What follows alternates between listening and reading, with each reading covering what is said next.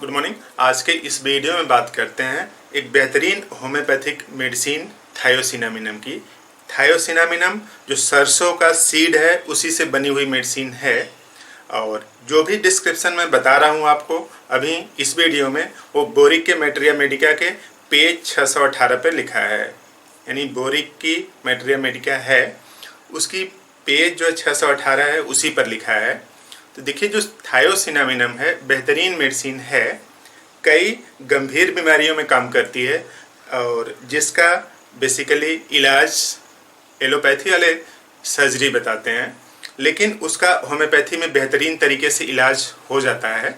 तो आप वीडियो अंत तक देखिए, और प्लीज़ कोई मुझको फ़ोन करके ये ना पूछा करे कि मेडिसिन कितने की मिलेगी, क्योंकि मुझे मेडिसिन की प्राइस याद नहीं रहती और ना मैं याद करने की कोशिश करता हूँ। कुछ लोग क्या करते हैं कि फ़ोन करके पूछने लगेंगे कि ये मेडिसिन कितने की मिलेगी, तो ये संभव नहीं है मेरे लिए बताना। तो प्लीज़ पूरा वीडियो अंत तक देखिए, सब कुछ ठीक से समझ में आ जाएगा। दवा को कैसे यूज़ करना है ये भी समझ में आ जाएगा, और कैसे खाना है सब कुछ तो बताया जाता है। लेकिन वीडियो थोड़ा देर देखेंगे, 2-5 मिनट देखा, उसके बाद तुरंत फ़ोन लगा दिया कि इसको कैसे लें, दवा का नाम लिख के भेज दीजिए। इमेजिन करिए, अगर सब लोग मुझसे दवा का नाम लिख के पूछेंगे तो मैं कितने लोगों को दवा बता पाऊंगा। मेरे अपने भी कुछ काम होते होंगे। तो प्लीज़ ऐसा ना करें, वीडियो पूरा अंत तक देख लीजिए, सब कुछ ठीक समझ में आ जाएगा। कुछ चीज़ें रह जाती होंगी तो उसको आप पूछ सकते हैं, लेकिन सब कुछ बताना संभव नहीं है। तो स्टार्ट करते हैं थायोसिनामिनम की। तो थायोसिनामिनम है बेहतरीन तरीके से काम करती है, सब लोग जानते हैं। छोटे रहे होंगे तो कभी चोट लग जाती होगी, तो मदर क्या करती हैं कि सरसों का तेल गरम करके उस पर थोड़ी सी मालिश कर देती हैं, तो जो सूजन है वो कम हो जाती है। बेहतरीन। तो वो सदियों से चला आ रहा है और नेचुरल तरीके से हीलिंग हो जाती है, और जो चोट है, जो दर्द है, वो ठीक हो जाता है। तो थायोसिनामिनम उसी कैटेगरी की मेडिसिन है। तो देखिए, जो थायोसिनामिनम है यूरेथ्रल स्ट्रक्चर में भी अच्छे से काम करती है। जो यूरेथ्रा है अगर वो सिकुड़ जाता है तो उसमें भी अच्छे से काम करती है। उसके अलावा भी और इसके बेहतरीन काम हैं। तो देखिए, जहाँ पे भी टिश्यू की ग्रोथ होती है, चाहे एक्सटर्नल हो चाहे इंटरनल हो, थायोसिनामिनम वहाँ पे काम कर सकती है। तो देखिए, क्लियर लिखा है, ये रिजॉल्वेंट यानी रिजॉल्व करती है, यानी व्यवस्था को सही करती है।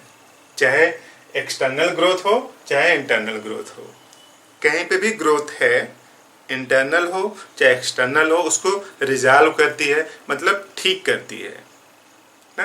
तो जैसे फॉर डिजॉल्विंग स्कार, स्कार क्या होते हैं, कहीं पे अगर गहरी चोट लग जाती है तो जब हीलिंग प्रोसेस आते रहते हैं तो हीलिंग अंदर से होता रहता है। तो जैसे मान लीजिए यहाँ पे चोट, ये टिश्यू है, यहाँ पे कट लग गया, डीप कट लग गया, इस तरह से इंजरी हो गई किसी तरीके से, तो अब होता क्या है, हीलिंग यहाँ से ऐसे स्टार्ट होती रहेगी, हील होते होते आगे जब टिश्यू पूरा भर जाएगा तो यहाँ पे कुछ तरह से गांठ जैसा बन जाता है ये, ठीक है। तो इसी को स्कार बोलते हैं।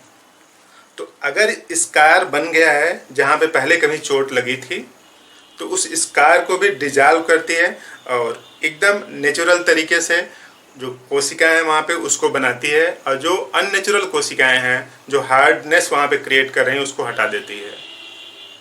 तो स्कार में भी अच्छा काम करती है। और ट्यूमर, ट्यूमर क्या है कि अनफिजियोलॉजिकल ग्रोथ, यानी जिसको बॉडी ग्रोथ नहीं कराना चाह रही है लेकिन अनफॉर्चुनेट कंडीशन में ग्रोथ हो गई है, तो उसी को ट्यूमर बोलते हैं, गांठ बोलते हैं। तो जो भी ट्यूमर या गांठ है कहीं पे भी हो, चाहे इंटरनल आर्गन पर हो चाहे एक्सटर्नल आर्गन पे हो, उसके लिए भी थायोसिनामिनम का आप यूज़ कर सकते हैं। और इनलार्ज ग्लैंड, ग्लैंड अगर बढ़ गई है, कोई भी ग्लैंड अगर उसकी साइज बढ़ गई है, जैसे थायराइड बढ़ रही है, तो थायराइड बढ़ गई है, या फिर इसी तरीके की और कहीं पे भी ग्रोथ है, तो इनलार्ज ग्लैंड में भी काम करती है। और यूरेथ्रल स्ट्रक्चर, यानी स्ट्रक्चर कहीं पर भी हो, बेसिकली यूरेथ्रा में देखा जाता है। तो यूरेथ्रल स्ट्रक्चर होता क्या है, तो देखिए यहाँ पे इस तरह से यूरिनरी ब्लैडर है मान लीजिए, ठीक है, और इसी में से यूरिन बाहर निकलता है, और जिस नली के थ्रू बाहर निकलता है उसको यूरेथ्रा बोलते हैं।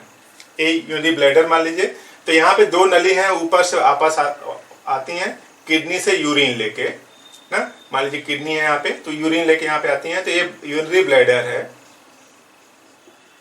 ठीक, इस यूरिनरी ब्लैडर में इकट्ठा रहता है यूरिन, फिर वही बाहर निकलता है समय समय पर। यूरेथ्रल स्ट्रक्चर क्या होता है कि यहाँ पे इस तरह से ग्रोथ हो जाती है ना, इस तरह से ग्रोथ हो जाती है। तो ग्रोथ हो जाने की वजह से क्या है कि देखिए यहाँ पे डायमीटर ज़्यादा है, यानी मोटाई ज़्यादा है, यहाँ पे भी ज़्यादा है, लेकिन यहाँ पे कम है। तो प्रेशर से यूरिन पास करना होता है, दर्द होता है, जलन भी हो सकती है। तो यूरेथ्रल स्ट्रक्चर में यहाँ पे जो ग्रोथ है ना, इस ग्रोथ को भी कम करती है, ख़त्म कर देगी। तो यूरिन फ्लो से पास होने लगेगा। जब फ्लो से पास होने लगेगा तो यूरेथ्रल स्ट्रक्चर की समस्या खत्म हो जाएगी। तो जो यूरेथ्रल स्ट्रक्चर है यहाँ पे, उसको भी रिजॉल्व करती है थायोसिनामिनम। तो यूरेथ्रल स्ट्रक्चर हो चाहे एडिशंस हो, कुछ लोग बोलते हैं कि जो पेशाब की नली है वो चिपक गई है आपस में, उसी को एडिशंस बोलते हैं। तो देखिए जैसे यहाँ पे इस तरह से किडनी है, दो किडनी होती हैं लेफ्ट राइट में। तो मान लीजिए ये किडनी है इस तरह से, ऐसे, ठीक, और यहाँ भी एक किडनी है इस तरह से, ऐसे, और यही यूरिन आता है, इसमें इकट्ठा रहेगा, ये यूरिनरी ब्लैडर हो गया। तो कुछ लोगों की समस्या होती है, दिक्कत होती है कि ये जो यूरेटर है, यानी जो किडनी है, किडनी से जो नली ट्यूब ले आती है उसको यूरेटर बोलते हैं ना। ये जो यूरेटर है ये आपस में चिपक जाते हैं, चिपके रहते हैं। जब यहाँ से यूरिन पास होता है तो इसमें से थोड़ा थोड़ा ऐसे आ जाते हैं, लेकिन पूरी मात्रा में नहीं आ पाते। तो ये जो यहाँ पे एडिशंस हैं, यानी चिपक गई है, आपस में चिपक जाने की वजह से पूरा का पूरा यूरिन इधर नहीं आएगा, थोड़ा थोड़ा आता रहेगा, थोड़ा थोड़ा आता रहेगा, लेकिन पूरा कंप्लीट नहीं आएगा। तो जिस तरफ ये एडिशंस होगा उस किडनी में क्या आ सकती है, सूजन आ सकती है, रुकावट है, अवरोध है, तो यहाँ पे सूजन आ सकती है। तो चाहे हाइड्रोनेफ्रोसिस हो, किडनी की सूजन हो, या फिर उसका रीजन ए है यहाँ पे, तो उसमें भी काम करती है। और कैटरैक्ट, ब्लड विजन, आंखों की बीमारी है कैटरैक्ट, तो ठीक ठीक दिखता नहीं, थोड़ी देर देखते हैं तो आंखें दर्द करने लगती हैं, चकाचौंध रोशनी आ जाती है, इस तरह से कैटरैक्ट। और फाइब्रॉइड बेसिकली जो महिलाओं का यूट्रस है उसमें देखा जाता है, हो तो कहीं भी सकता है फाइब्रॉइड। जो मेल हैं जो गुटखा खाते रहते हैं उनका पूरा मुंह नहीं खुलता, तो भी फाइब्रोसिस की वजह से। तो फाइबर जो है वो हार्ड हो जाए, फाइबर हार्ड हो जाए, तो उसी को फाइब्रोसिस बोलते हैं। ठीक है, फाइब्रोसिस। तो फाइबर जब हार्ड हो जाए तो फाइब्रॉइड बन सकता है, तो कहीं पे भी बन सकता है, हार्डनेस हो सकती है। और स्क्लेरोडर्मा, ये स्किन की बीमारी है, जो टिश्यू यहाँ पे हार्ड हो जाते हैं, हाथ पैर कहीं के भी हो सकती हैं, तो टिश्यू हार्ड हो जाते हैं, उस वजह से वहाँ पे एक्जिमा जैसी कंडीशन उत्पन्न हो सकती है या हो जाती है। तो स्क्लेरोडर्मा में भी अच्छे से काम करती है। मोटे तरीके से जहाँ पे भी अनवांटेड टिश्यू हैं जो हार्ड हो गए हैं, जो शरीर की व्यवस्था को अव्यवस्थित कर रहे हैं, उन सबको इंटरनली और एक्सटर्नली दोनों तरीके से रिजॉल्व करने के लिए बेहतरीन मेडिसिन है थायोसिनामिनम। होम्योपैथिक की मेडिसिन है, होम्योपैथिक मेडिकल स्टोर पर मिलेगा ना। तो थायोसिनामिनम। और इतना ही नहीं, आगे देखिए लिखा है डीफनेस ना, यानी जिनकी ओल्ड एज हो गई है उनका जो ईयर ड्रम है, देखिए यहाँ पे मान लीजिए एक्सटर्नल ईयर है इस तरह से, तो यहाँ से जो साउंड इकट्ठा होता है तो आगे आता है, फिर यहाँ पे एक ड्रम लगा रहता है जिसको कान का पर्दा बोलते हैं। ठीक है, वो फिर आगे अटैच्ड होता है इस तरह से। तो जो ईयर ड्रम है, कान खुजाते रहते हैं, ठीक है, या फिर कान कभी बह रहा था या फिर चोट लगी थी, उस वजह से ईयर ड्रम भी थोड़ा मोटा हो जाता है। ईयर ड्रम मोटा हो जाता है, तो मोटा हो जाने की वजह से क्या है, जब साउंड आती है तो उसको उतने अच्छे तरीके से अफेक्ट नहीं कर पाती, इसलिए तेज बोलना पड़ता है, धीमा सुनाई पड़ता है पेशेंट को, तो दूसरे आदमी को तेज बोलना पड़ता है। तो इस तरह से यहाँ पे जो ईयर ड्रम है अगर वो हार्ड हो गया है, किसी इंजरी की वजह से, चोट की वजह से। तो ईयर ड्रम जब हार्ड हो गया है तो बहरापन जैसे समस्या उत्पन्न हो सकती है, बेसिकली ओल्ड एज में देखी जाती है। तो देखिए, deafness due to fibrotic change in the nerve of internal और मिडिल ईयर। तो जो आंतरिक कान है या फिर मिडिल वाला कान है उसमें फाइब्रोटिक चेंज आ गए हैं। तो फाइब्रोटिक चेंज आ गए हैं, उस वजह से क्या होगा कि कभी कभार चक्कर भी आ सकता है और कान में विभिन्न प्रकार की आवाज़ भी आ सकती है, उसको टाइनाइटस बोलते हैं। तो डिफरेंट तरीके के साउंड आती रहती है, टाइनाइटस, या फिर कान बह रहा है ना, otitis media.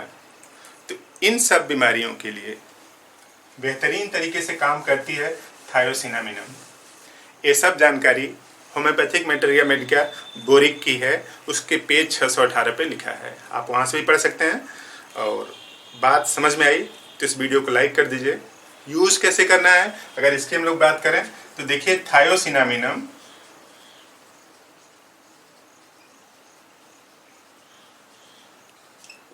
Three x power का आप ले लीजिए।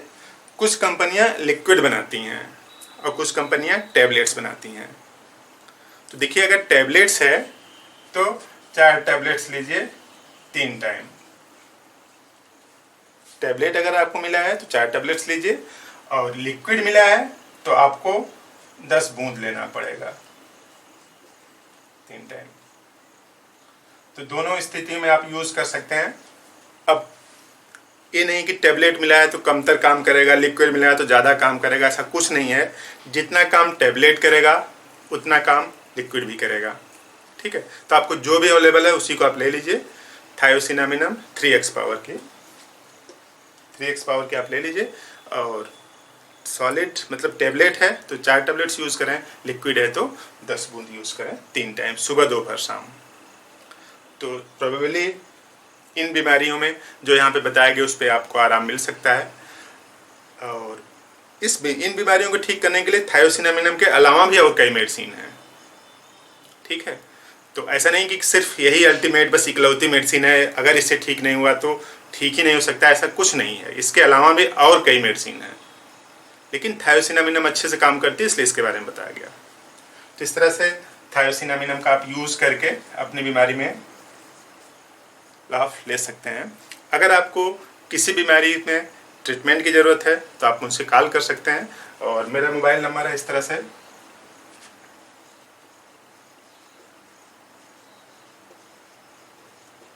ये है, आप इसका यूज़ कर सकते हैं 9450604151 94 50 60 41 51। आपकी हर संभव सहायता की जाएगी। तो आपने पूरा वीडियो देखा, जानकारी अच्छी लगी तो इस वीडियो को जरूर लाइक करें, फ्रेंड्स को भी शेयर करें। Thank you.